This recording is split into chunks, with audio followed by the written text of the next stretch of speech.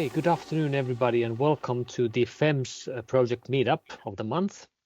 My name is Pekka Kahri. I work in Helsinki University Hospital. I'm the coordinator of FEMS project. Warm welcome this afternoon to our session. This spring, our meetups are halfway. So today we will have Dr. Marjon Cnoseen from Erasmus Medical Center to talk about our hemophilia use case. We've had one session this spring by Mikko Juvonen, about the technical coordinator of our project, who spoke about how to get your hospital ready for joining FEMS. And we will have one more session this spring by Asia Gonzalez from Genesis Biomed, who will talk about how the pediatric health data space can serve clinical trials. All our spring sessions and also the previous meetup sessions can be found on our YouTube channel. And as always, so also today, the presentation part will be recorded and made available on YouTube later. And then we will, after the presentation, we will go into the interactive part of the session where the recording is stopped, and then we will have a Q&A and discussion, which will not be recorded. Just as a reminder, why have we started with FEMS project? So in the background, there is this pressing need in pediatrics for data sharing cross-border. We are dealing with patient groups that are small in numbers. So in any type of research or assessment of new therapies or developing new treatments for rare diseases, we need to work cross-border. And since sharing data is increasingly difficult due to the privacy regulations, we need to find ways to collaborate in a federated manner. And this is what led us to put together FEMS proposal, which got funded in the Horizon Europe program and in the UKRI agency, including 14 partners, 6 pediatric hospitals across Europe, and then technical and business partners. And we worked together for a period of 3 years. We've exactly now passed the halfway mark of our project, so month 18. And we will continue until September 2026. The goal of the project is to establish a technical framework, governance mechanism, and validate in 3 different use cases the utility of this FEMS approach, and aiming to create a permanent data collaboration structure, which we call the pediatric health data space, which hopefully will be established as part of a collaborative among the FEMS partners and other pediatric hospitals across Europe. So our speaker today is Professor Dr. Marjon Cnoseen from Erasmus Medical Center. She's a pediatric hematologist, and she will talk about the FEMS use case 3, focusing on rare disease patient group of patients on hemophilia. The floor is yours, Marjon. I look forward to hearing your presentation. Thank you very much for this very kind invitation to introduce our work in use case 3, which of course we're doing in a wonderful collaborative setting created by FEMS. And as you already said, FEMS is very important for rare disease care, and that's why hemophilia as a use case was chosen. And we hope to cure the problem of sparse data with this project. These are my disclosures. And we will talk today in kind of like 3 chapters, looking at rare disease care in general, looking at rare bleeding disorders, and the research initiatives that are kind of the basis of what we're doing in use case 3. And then, of course, moving forward to use case 3 to tell you what's happening in there. And I think it's quite innovative and inspiring. Rare disease care, what is it actually? What is a rare disease, and why is it important to improve care and treatment options in this disease group? The definition of a rare disease is that it's a disease that affects 1 in 2,000 people. Many of these diseases do not have a cure, and as many as 30 million people in Europe are living with a rare disease and 300 million people worldwide. So rare kind of like suggests it's rare, but when you group them all together, you have a very big global problem, and it really should be addressed. Just to take you along the rare disease road, at the moment there are 7,000 to 8,000 rare diseases diagnoses, and we expect that the coming 5 years that will move forward to about 15,000 diagnoses.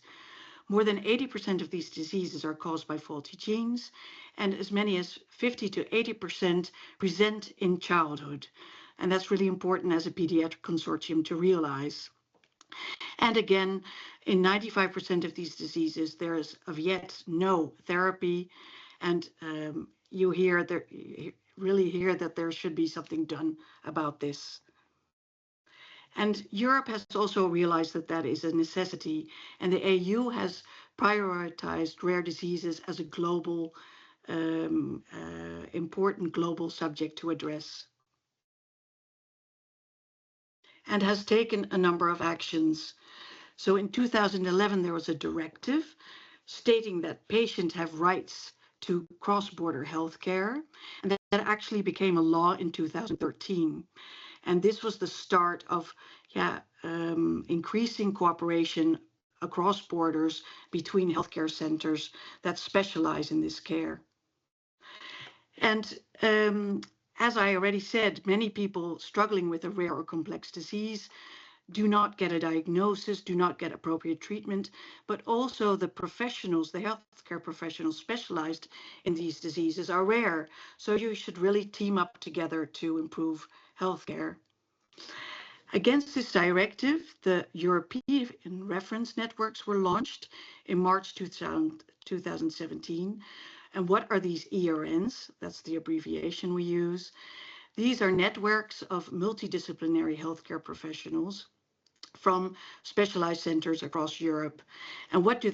They aim to pool on these complex and rare diseases, sharing knowledge and resources. And to kind of like state the fact that this is important, to underline that fact, it's important to realize that no country alone has the knowledge and capacity to treat all rare diseases. There are 24 European reference networks, and the European reference network I work in is EuroBloodNet. And this is a very large ERN with lots of expert centers involved. What do these ERNs aim to do? This is like an umbrella addressing all these different topics that are important. They aim to create guidelines, to hear the patient voice, how to improve care, to install care pathways, all ultimately improving healthcare in this category of patients. And I think you already feel that all these different topics need data from all kinds of centers across Europe. And there are a number of European initiatives like Ardira already looking into how to capture data efficiently and with respect to privacy issues, etc. The Erasmus MC Rare Disease Center is a very large rare disease hub. And this was on Rare Disease Day, which is an annual festivity. You can see that rare diseases, which are called zeldzame ziekte in Dutch, is written all over the Erasmus MC. And looking at our center within the Dutch setting, on your right side, you see that we have 57 expert centers within the Erasmus MC, and we are the leading center in the Netherlands with regard to number of expert centers involved in ERNs across Europe. Then rare bleeding disorders, what are they? And what are the research initiatives that have already been launched and are the basis for use case 3? Rare bleeding disorders are, of course, genetic diseases. They are seen and diagnosed in both women and men. And you have different kind of rare bleeding disorders. You have rare bleeding disorders that affect the primary hemostasis, the secondary hemostasis, and also the last phase of the hemostasis, the fibrinolytic disorders. Many of these, most of these bleeding disorders are characterized by coagulation factor deficiencies. And what are the symptoms of these diseases? You see the symptoms here. You can have, of course, mild bleeding symptoms like nosebleeds, gum bleeds, things like that. But you can also have muscle and joint bleeds. And all bleeding disorders actually have problems with bleeding around perioperative settings. One of the most well-known rare bleeding disorders is hemophilia, which is an X-linked genetic disorder. And it is typically characterized by muscle and joint bleeds, as you see here. What is the disease mechanism behind hemophilia? You have both hemophilia A and B, and in both a factor 8 or factor 9 is missing. And in a normal clotting process, the factors work like domino stones. They activate each other, causing, creating hemostasis and constructing the hemostatic plug. In hemophilia, it's different. So there is a deficiency or clotting factor 8 or 9 that does not work well, which is abnormally structured, and these domino stones are not able to consecutively fall and create this hemostatic plug, creating bleeding, and this can be spontaneous or aggravated by trauma. What are the goals of treatment in hemophilia? To either prevent or to treat bleeding. And when you prevent bleeding, you're giving prophylaxis. And when you're treating bleeding, we call that on-demand treatment. With treatment, we hope to minimize the consequences for the muscles and joints, but also bleeds in vital organs, and of course, to enhance quality of life. And looking at therapy, you have prophylaxis, as I already stated, on-demand treatment, or perioperative treatment, which is kind of like on-demand treatment, but then in certain settings. Traditionally, historically, hemophilia was treated using replacement therapy, factor replacement therapy, because as I said, hemophilia A, in patients with hemophilia A, you miss factor 8, and in patients with hemophilia B, you miss factor 9. And using a factor concentrate, which replaces the factor, you can repair the hemostatic process. Currently, there are also lots of other treatments coming to market increasingly with alternative modes of administration and other hemostatic approaches, which is important to realize. But the project in use case 3 really focuses on the replacement therapy we have been giving for years and years. This factor replacement therapy is historically based on body weight, and that is the central focus of our project. Because as being a pediatrician, I of course work in a patient group with increasing body weight, but also ever-changing pharmacokinetics. And what are pharmacokinetics? Pharmacokinetics is the way the drug behaves within the body. And you can really realize that when you give replacement therapy intravenously, one patient will kind of like clear it very quickly, very rapidly, and the other patient will do that much less rapidly. And this is a typical characterization of the patient and can be defined by certain covariates that you can measure, like body weight, length, but also that you cannot measure. And actually, pharmacokinetics is more detailed information about the individual than body weight. So, to be honest, it would be much more logical to treat patients based on pharmacokinetics. And what are the techniques that we have available to actually realize pharmacokinetic guided dosing? You can do that based on population PK. PK is the abbreviation for pharmacokinetics. population PK guided dosing. And what is that? I'm going to move forward. As you see here in the figure, you see a red line. These are the actual measurements of factor in a patient that has been treated at time is 0 with factor concentrate. He's been administered to concentrate intravenously, so he reaches a peak level of his factor, and then in time he loses the factor concentrate consecutively in a certain way, and you can measure these points. On the other side of the figure on the right, you see the population PK parameters, and those are the black lines in the figure. And by looking at what the individual is doing and putting it into the perspective of what the population does with the factor, you can use this information to identify the individual PK parameters. And with these individual PK parameters, because you have the information of the individual plus the information of the population, you can really predict what an individual needs to reach a certain factor level and to attain certain specified peak levels or trough levels over time for prophylaxis or for perioperative treatment. And we've shown in our publications that what we're doing at the moment based on body weight, or what we have been doing at the for a very long time, is not sufficient. This is one of the studies performed by one of my PhDs, Caroline Hazendonk, and in the green bars, that is where the factor levels should be according to our prescribed guideline, and you see lots of factors, both excessively high above these ranges, but also dangerously low below these ranges.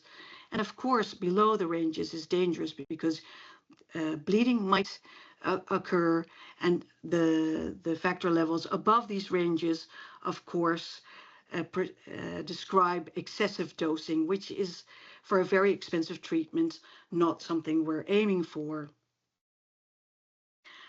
And there are lots of covariates that cause this variability between individuals. We have the pharmacokinetics, which I already described, but we also know that patients, and that's called pharmacodynamics, that one patient needs other factor levels to not bleed than when compared to another individual. We also know that certain assays cause variability. So it's also important when you create these population PK models to look at the assays used, because one assay will lead to different values than another assay.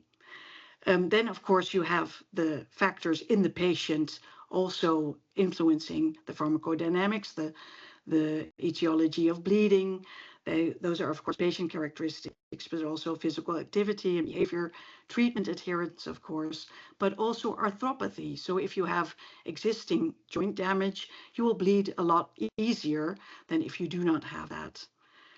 So these are all very important to put into your models. And the fact that we show that this is important was the reason to start the OptiClot studies and the 2 WIN studies in Van Willebrand. OptiClot is actually about all the different rare bleeding disorders. And in the beginning, we started looking at PK, pharmacokinetics, but we've pushed forward to pharmacodynamics, physiology-based PK, but also now to machine learning. And that's what use case 3 is all about. So we've kind of like switched our acronym to pharmacometric guided dosing, all kinds of different techniques to look at how we can improve and optimize dosing in our rare bleeding disorder population. Here is a figure showing the pharmacometrics and domains we hope to address within our research program. And besides constructing the population PK models, we also have a dosing portal in which we really say that we hope to attain personalized dosing, because we do that in a very personalized manner. Some of you may know the dosing portal WOPS, which Afonso Iorio has really set up very well. We know each other very well, but that is a lot about lots of quite anonymized data coming in and giving dosing advices, and we really talk to the doctor, ask about physical activity, the wishes or preferences of patients, when to attain certain peak and trough levels, and hope to attain personalized dosing in that way. Based on Opticlot, we set up the Symphony Consortium, which is also about personalized treatment. That is a Dutch initiative in which we have received 4.5 million euros to also improve. These are all the wonderful people in our consortium, in which we really hope to optimize treatment by personalization, and we hope to base treatment more on bleeding tendency than on diagnosis and on body weight, what we have done up until now. And the consortium is divided into 3 themes. We hope to improve diagnostics, really quantifying bleeding tendency, looking at fundamental research, endothelial and cellular models, looking at other factors that may modify bleeding tendency, and improving treatment by all kinds of different projects and approaches. These are the work packages we have within the consortium, and you can also feel that that's all already also a lot about data. And why am I showing this is because I really believe in the interdisciplinary way we are addressing these problems with all the work packages within these different themes working together. This was the reason, Opticlot and Symphony, I think that we were approached to join FEMS and to set up use case 3, because we have a lot of knowledge on the pharmacometric guided dosing. We are moving forward to machine learning, and within the Symphony Consortium, we are collecting lots of data, working on data access and data capturing modes. And so I was really glad to be able to join FEMS and to help this initiative. What is the background exactly of use case 3? The population PK models that we have already constructed and have been constructing are in a majority based on adult data. And we have published a number of reports on models that we attained from literature in which there were very few children, and we have proven that the addition of children in these models shows that these models are not the best for children, to use in children. So the fact that we need more children for these population PK models is clear. We hope with the data which we get within FEMS from the different institutes specialized in hemophilia, that we can better predict the variability between our subjects, because that is a very difficult challenge. Larger sample size will give a better prediction of coagulation factor levels, and we hope to better correct for all these different modifiers that I told you about. But there are quite a number of challenges as well. So the goal is to create a machine learning model to predict the coagulation factor levels using the data from the different centers, and to compare these machine learning based population PK models with the current models we already have, and also to see if the addition of more pediatric data improves dosing. But there, we very quickly saw and heard that there are very many challenges within this project. Many centers do not have a PK-based infrastructure, so they lack factor levels in general. But also the timing of doses, the doses themselves, and the factor levels, even though they are being standardly collected, are often missing or not findable in an efficient way. The timing of dosing is not easily captured from electronic patient records, and also continuous dosing is very difficult to capture within our respective electronic patient records. And it is very difficult to predict factor levels when multiple doses have been given and you have no information on these doses. And then also the baseline factor level. So before you start, for example, perioperative dosing, it is very important to know the baseline factor level. And of course, that is often also not collected or available. So we made a number of decisions. we made the decision to only include hemophilia A patients. Looking at the prevalence of hemophilia A and B, hemophilia A is still rare, but is much more prevalent. So less rare, so there would be more data available. And then we would only have to make one machine learning model. So that was more efficient with all the challenges we were confronted with. Then the available data, which data to use. We've had endless discussions to use either PK profiles or medical procedure data, and we actually decided to use both. Any levels that were available, we would use, and kind of like categorize them according to hospital. Then the main model, as I said, we were aiming to create a machine learning model, but also comparing it to the population PK model. And I was coached not to make it too difficult. And to be honest, I am only a simple pediatric hematologist. And I, of course, work very closely with a clinical pharmacologist, the picture you saw of Ron Matteau, but also our PhD, Alexander Janssen, who is now postdoc PhD, is the machine learning brain behind this project. So this is kind of like a figure to show how these two models will work together after input using patient covariates, treatment information, and then achieving factor VIII levels and amount of factor that should be given. And what they have done, which is very interesting, we also had a PhD student on board for 1 year, Rafael Cooperman. They have kind of like made a model that fills in the gaps, to be honest. So these are the, technically, theoretically observed values, which are often missing, as I said. And these are only part of reality. So with their simulations, they hope to predict the initial dose that was given when you have these factor levels, and also to predict how large the dose was and how long ago it was administered.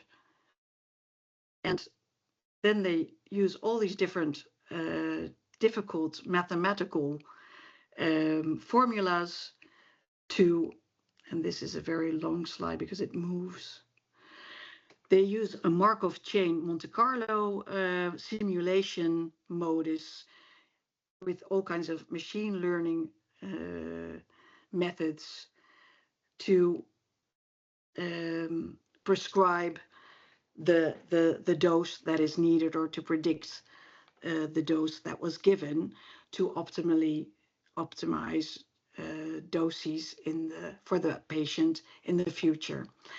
And both of these articles are now have been submitted or are in preparation about the choices they have made and the machine learning model they have created and all the dilemmas they have were confronted with.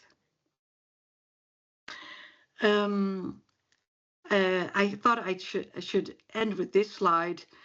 I think this collaboration, Becca, which you are leading within FEMS, and the different use cases that address all different kinds of topics within FEMS, in which data is very important, really underline this very wise African proverb. My other hobby is sickle cell disease, and I use this proverb very often, and it is very true. In FEMS, we're traveling together, and we're not traveling very fast, Becca, but we're doing important work to optimize the treatment of children, also with rare diseases in Europe.